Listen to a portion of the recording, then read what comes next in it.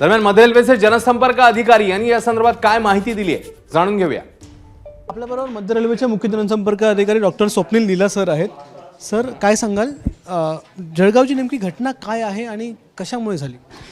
Pushpak express ही गाडी लखनौपासून छत्रपती शिवाजी महाराज टर्मिनसकडे येत असताना या गाडीमध्ये ही गाडी साधारण दुपारी 4 वाजताच्या दरम्यान जळगाववरून निघाली होती। पचोऱ्याच्या जवळ आल्यानंतर या गाडीमध्ये अलार्म चेन पुलिंग झाली।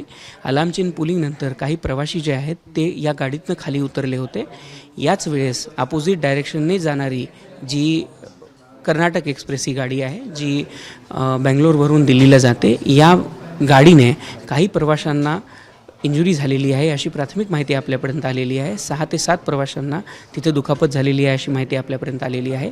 यामध्ये आपण स्थानिक प्रशासनाच्या मदतीने तिथे आपण जी मेडिकल हेल्प आहे, वैद्यकीय हेल्प आहे, ती आपण त्यांना तिथे पोहोचवण्याचा प्रयत्न करतो आहोत। याचसोबत तिथल्या जे लोकलचे आसपासचे दवाखाने आहेत त्यांनी देखील तिथे ॲम्ब्युलन्सेस आपल्या पोचवलेल्या आहेत। याचसोबत रेल्वेची जी ॲक्सिडेंट रिलीफ ट्रेन असते, मेडिकल व्हॅन असते, ती देखील भुसावळ स्थानकातनं इथे निघालेली आहे आणि ती लवकरच तिथं पोचणार आहे।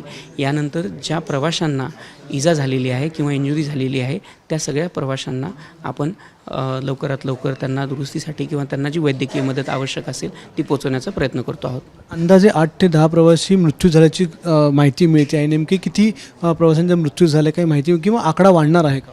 आत्तापर्यंत आपल्याकडे जी माहिती आहे त्याच्यामध्ये 7 ते 8 प्रवाशांना इंजुरी झाल्याची माहिती आपल्याकडे अद्यापपर्यंत आलेली आहे।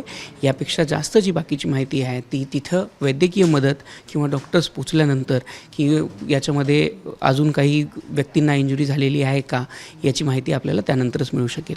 महत्त्वाचा प्रश्न विचारायचा वाटतो, ज्यावेळी अशा अफवा उठतात किंवा ज्यावेळी असं होतं त्यावेळी प्रवाशांनी काय करायला हवं? आपण प्रवाशांना ही विनंती करतो नेहमीच की अशा वेळेस गाडीतनं उतरणे हा पर्याय अयोग्य आहे, कारण बाजूच्या लाईनवरनं किंवा आता बऱ्याचशा जागी आपल्याकडे 2 ट्रॅक किंवा 3 पदरी 4 पदरी असे ट्रॅक्स आहेत, तर बाजूच्या ट्रॅकवरनं गाड्यांचं संचालन चालू असू शकतं। त्यामुळे कृपया करून अशा वेळेमध्ये कुठल्याही प्रकारे आपल्या गाडीतनं खाली उतरू नये किंवा आजूबाजूचे जे ट्रॅक्स आहेत, लगतचे जे ट्रॅक्स आहेत त्याच्यावरती चालत नये, ज्यातून अशा प्रकारची घटना आपल्याला टाळता येऊ शकते। आग नेमकी लागली होती का? नाही, अशी कुठलीही माहिती आपल्याकडे अद्यापर्यंत नाही आहे। त्या गाडीमध्ये एक ACP झाली होती आणि ACP झाल्यानंतर त्यातून काही प्रवासी जे आहेत ते खाली उतरले होते अशी माहिती आपल्याकडे अद्यापर्यंत पोचलेली आहे। शेवटचा प्रश्न, जर खरंच आग लागली असेल तर प्रवाशांनी काय करावं चालत्या ट्रेनमध्ये? यामध्ये या घटनेचा संबंध याचा नाही आहे, कारण याच्यामध्ये आग लागलेली नव्हती। पण जरी अशी कुठलीही परिस्थिती जरी उद्भवली तरी प्रत्येक कोचमध्ये आपल्याकडे फायर एक्सटिंग्विशर्स ठेवलेले असतात, ज्याद्वारे आपण अशी आग जी आहे ती विझवण्याचा प्रयत्न करतो। अशा वेळेस प्रवाशांनी त्या ट्रेनमध्ये असलेले TCs किंवा रेल्वेचे जे अधिकारी आहेत किंवा जे कर्मचारी आहेत त्यांच्याशी कृपया संपर्क साधावा आणि त्यांच्याद्वारे हे जे फायर एक्सटिंग्विशर्स असतात त्यांचा वापर करून अशी कुठलीही जर घटना झाली तर त्यांना विझवण्याचा प्रयत्न केला जाऊ शकतो। धन्यवाद सर आमच्याशी बातचीत केल्याबद्दल।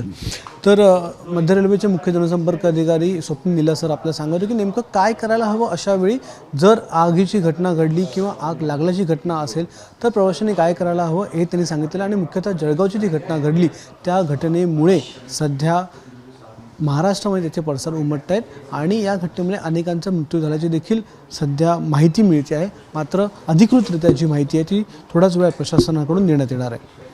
कॅमेरामन मनोज जयस्वालसह अक्षय भाटकर, ABP माझा, मुंबई। ABP माझा, उघडा डोळे बघा नीट।